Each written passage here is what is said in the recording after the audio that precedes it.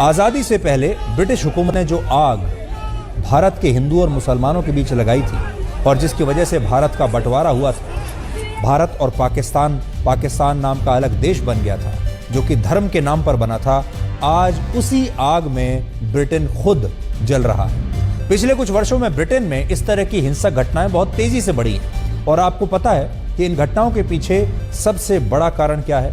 इसके पीछे सबसे बड़ा कारण है मुस्लिम तुष्टीकरण की राजनीति, जिसका प्रयोग हमारे देश में लगभग 75 वर्षों से होता आ रहा है, या ये समझ लीजिए उससे पहले से भी।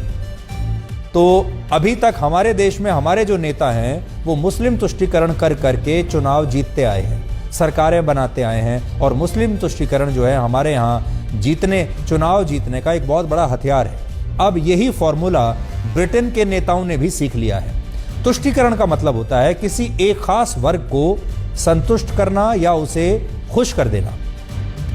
यानी इंग्लैंड में भी अब नेताओं और पार्टियों द्वारा मुस्लिम समुदाय को खुश करने की राजनीति हो रही है, और ऐसा किसी भी देश में तब होता है जब वहां मुसलमानों की आबादी तेजी से बढ़ने लगती है और उनकी वोटों की संख्या भी बढ़ने लगती है, और वहां के नेताओं को क्योंकि जीतना है चुनाव में, इसलिए उनका जो ध्यान है वो समुदाय पर इसलिए ज्यादा जाता है क्योंकि वहां पर ज्यादा वोट है। जैसे आजकल ब्रिटेन में मुसलमानों की आबादी लगभग 5% है, यानी उनकी जो टोटल आबादी है ब्रिटेन की उसमें से 5% आबादी मुस्लिम आबादी है, जबकि हिंदुओं की आबादी वहां है सिर्फ 1.4%। अगर संख्या में कहें तो ब्रिटेन में मुसलमानों की आबादी 33 लाख से ज्यादा है, और इनमें भी 80% से ज्यादा मुसलमान अकेले इंग्लैंड और वेल्स में रहते हैं। आप अब ये नक्शा देखिए, इसमें एक तरफ इंग्लैंड के वो इलाके आपको दिखेंगे जहां मुसलमानों की आबादी 10% से ज्यादा है।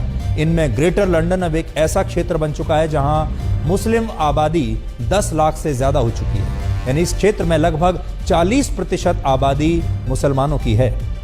जबकि वेस्ट मिडलैंड्स में लगभग 14%, नॉर्थ वेस्ट रीजन में 13%, यॉर्कशायर और हम्बर में 10%, और साउथ ईस्ट रीजन में भी लगभग इतने ही मुसलमान रहते हैं।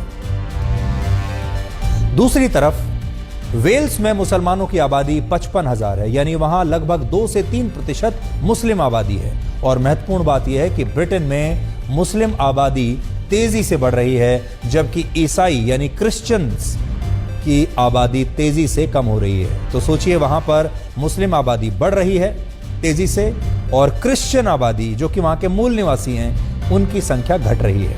हाल ही में एक नई रिपोर्ट में यह बताया गया है कि अगर मुसलमानों की आबादी में वहां इसी प्रकार से वृद्धि होती रही, इसी दर से वृद्धि होती रही, तो वर्ष 2050 तक ब्रिटेन में मुस्लिम आबादी 5% से बढ़कर 11% हो जाएगी, जबकि ईसाई धर्म की आबादी 64% से कम होकर सिर्फ 45% तक रह जाएगी।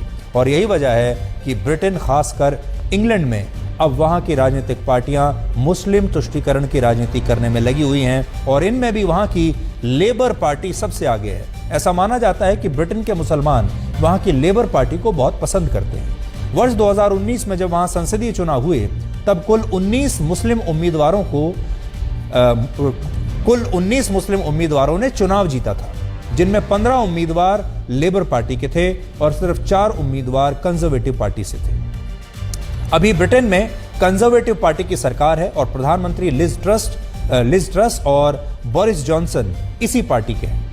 इसके अलावा जैसे भारत में लोकसभा की 543 सीटें हैं, ठीक उसी तरह ब्रिटेन में वहां की 650 सीटें हैं, जिनमें 26 सीटें ऐसी मानी जाती हैं जहां मुसलमानों की आबादी 26% से ज्यादा है, और इन सीटों पर मुस्लिम वोटर बहुत निर्णायक माने जाते हैं, जिसकी वजह से वहां की राजनीतिक पार्टियां मुस्लिम तुष्टीकरण में जुटी रहती हैं। इसके अलावा ब्रिटेन में इस्लामोफोबिया एक बहुत बड़ा मुद्दा है, जिसका मतलब होता है इस्लाम को लेकर फैला डर। वहां लोग इस्लाम धर्म के प्रति असहमति जताते हैं, उन्हें इस्लामोफोबिक करार दे दिया जाता है, और लेबर पार्टी ऐसे लोगों का विरोध करके मुस्लिम वोट बैंक को अपने पक्ष में करती है। यानी अगर आप देखेंगे तो वहां की मुस्लिम राजनीति भी लगभग हमारे देश के जैसी ही है।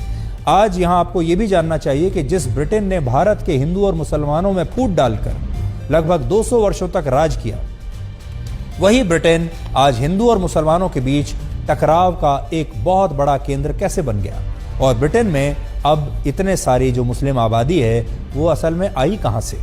ऐसा माना जाता है कि ब्रिटेन में मुसलमानों का पहला बड़ा समूह भारत से ही गया था और ये बात लगभग 300 वर्ष पुरानी है। उस समय ये सभी मुसलमान नाविक हुआ करते थे, सेलर्स, और बाद में ईस्ट इंडिया कंपनी के लिए काम करते हुए ये ब्रिटेन चले गए और इसके बाद ब्रिटेन में धीरे धीरे मुस्लिम आबादी बढ़ती चली गई और अब वहां ये एक बहुत बड़ा मुद्दा बन चुका है।